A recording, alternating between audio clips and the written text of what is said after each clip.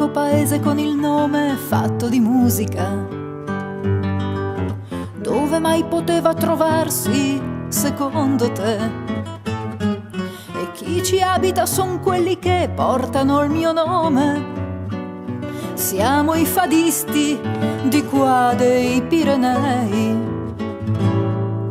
Le poche sparse case le abitaron tanto tempo fa, e c'eran già i mulini e la stazione per il treno.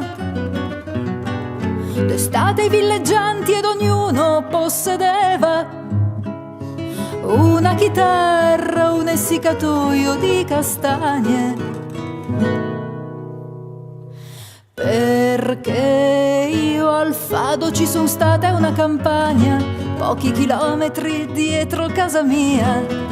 E anche se da lì non vedi il mare, lo puoi sognare seduto in trattoria. E io da piccola artigiana di canzoni coltivo note e non terra per mangiare.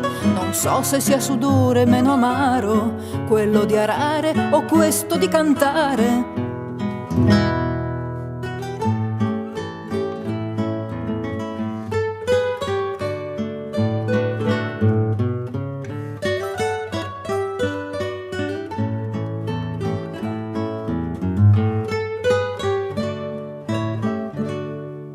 È l'unico paese con il nome fatto di musica, dove mai poteva trovarsi, secondo te? E chi ci abita son quelli che portano il mio nome. Siamo i fadisti di qua dei Pirenei.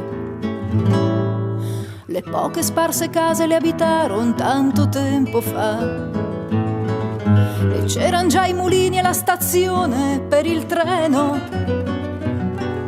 D'estate i villeggianti ed ognuno possedeva una chitarra, un essiccatoio di castagne. Perché io al Fado ci son stata, è una campagna, pochi chilometri dietro casa mia. E anche se da lì non vedi il mare, lo puoi sognare seduto in trattoria. E noi da piccoli artigiani di canzoni coltiviam note e non terra per mangiare. Chissà se sia sudore meno amaro, quello di arare o questo di cantar.